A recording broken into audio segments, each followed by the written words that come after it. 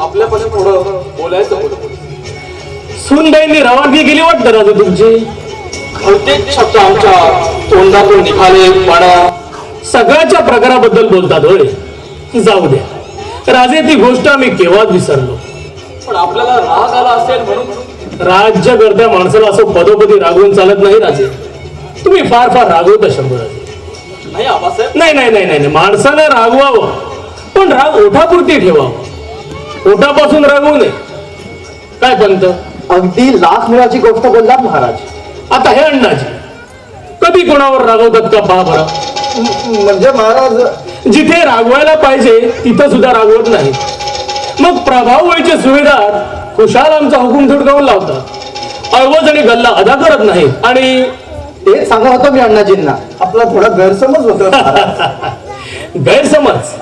अण्णाजी, तक्रार आल्याबरोबर जातीने जाऊन शहानिशा करणं हा दरबारचा रिवाज तुम्हाला ठाऊक आहे. तक्रार खोरांना एकदम बंदीखान्यात लुटून मुलकाचा मिटेल काय?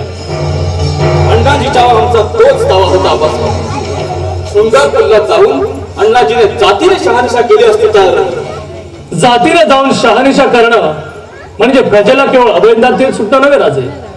तुम्ही साऱ्यात सूट दिली म्हणून लोकांनी तुम्हाला दुवा दिला. पण सैन्य पोटावर चालतं राजे, लोकांच्या दुव्यावर नाही.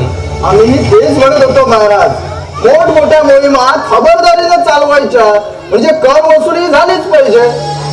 हे आम्हाला चांगलं समजतं अण्णाजी पंत. पण कर वसूल करणं म्हणजे अशा प्रजेवर सूड घेणं नव्हे. फार मोठा आरोप करतात आपण युवराज. डोळ्यांनी पाहिलेली वस्तुस्थिती सांगतो आहोत आम्ही. तुमचे सुभेदार हाताखालच्या देसाई देशमुखांना निर्भयपणे वेठीला धरतात आणि देसाई देशमुख आपली कातडी बचावण्यासाठी तमाम कुळाला वसूल पाहिजे हे माहिती करून सोडतात. अधिकाऱ्यांना दोष देण्यात काही असे आहे युवराज, ते बिचारे हुकमाचे ताबेदार. कोणाच्या हुकमाचे ताबेदार? तुम्ही लोकांना लुबाडता, अंधार कोठडीत थांबता, त्यांच्या घरादारावर नांगर फिरवता, त्याला राखेचे तोफे देता. आणि प्रत्येक प्रश्नाला दोन बाजू असतात युवराज. कधी कुठे घडणारे तुरळक प्रकार म्हणजे राज्यकर्त्याने घालून रिवाज नव्हे. वसुली संबंधी आम्ही काढलेला फतवा तुम्ही पाहिला नाही का राजे?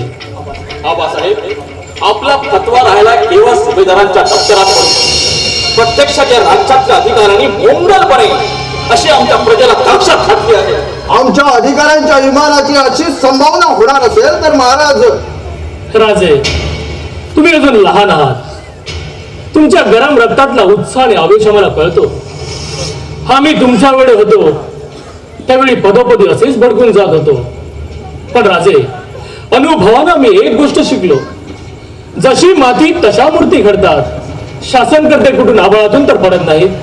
पण आबासाहेब, तुम्ही सांगतात ते प्रकार आमच्या ध्यानी आले नाही असं का तुम्हाला वाटतं?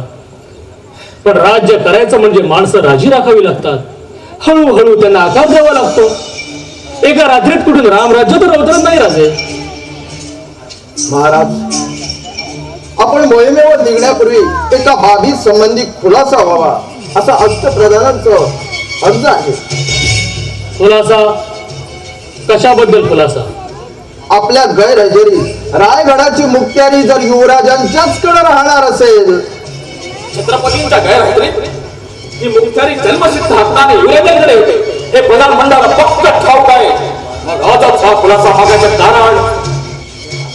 यात काही गैरमायाचं कारण नाही युवराज.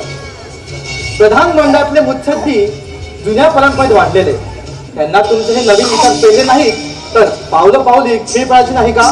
तेव्हा अर्ज असा की महाराजांनीच अष्टप्रधानांना दुसरी कामगिरी तरी नेमून द्यावी, अथवा तुमच्या बोलण्याचा अर्थ आम्हाला चांगला समजतो अण्णाजी पंत. आबासाहेब, प्रधानमंडळाचा कसा निश्चय असेल तर या साऱ्या सज्जनाची कुशाल काशी यात्रेसाठी रवानगी करावी. त्यांच्या योग्य तेवढीच कामगिरी बाकी उरली आहे आता. संबंध राज्याचा कारभार एकट्याच्या बाहूत पेलायची आमच्या ताकद झाली आहे. या हंबीरराव, तुम्हीच तेवढे बाकी होता. आम्ही नाही समजलो. अहो, इतका वेळ तुम्ही करत आहात तरी काय?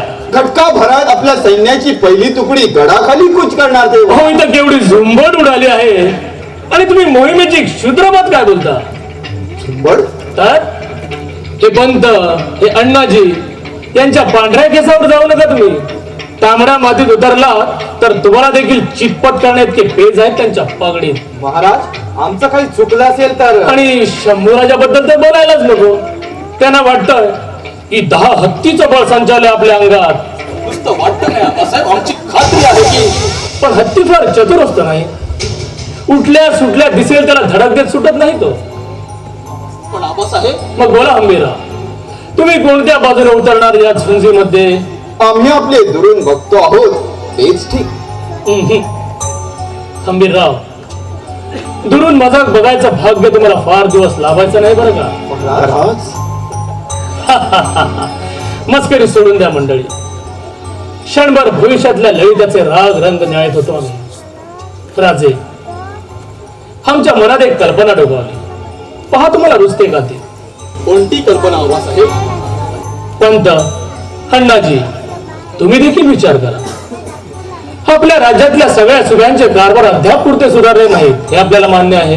यात काही शंकाच नाही महाराज. आमची मसलत अशी आहे की शंभूराजांनी प्रभावीची सुभेदारी पत्करावी आणि तमाम सुभेदारांना आमच्या गैरहजेरीत एक नवा आदर्श घालून द्यावा. आमच्या हुकमतीत ढवळाढवळ होणार नसेल तर खुशीने पत्करू आम्ही ही कामगिरी. बिलकुल ठीक. पंत, जी महाराज. आम्ही कर्नाटकची मोहीम आवरून परत येतो. राजे शृंगारपूरलाच राहतील आणि प्रभावळीच्या सुभेचा कारभार बघतील. त्यांच्या कारभारात प्रधान मंडळाने बिलकुल हस्तक्षेप करू नये. काय अण्णाजी? जशी महाराजांची आज्ञा. आपला मनसुबा योग्यच आहे. या मसलतीत गैर काहीच नाही. नव्या दमाची तरुण मंडळी पुढे सरसावली म्हणजे तुमच्या आमच्यासारख्या बुड्ढ्या माणसाने हळूहळू कारभारातून अंग काढून घ्यायला प्रारंभ केला पाहिजे. काय बनता? राजकारणावर सुधारल्यावर युवराजांनाही अनुभव येईल. आणि त्यांनी कारभार खबरदारीने केला तर तुम्हा आम्हाला हे 2 धडे घेता येतील. काय हंबीर? आणि रायगडचा कारभार तो आमचे छोटे सरकार सांभाळतील. आम्ही नाही इथं राहणार. आम्ही दादांच्या संगती शृंगारपूरला जाणार.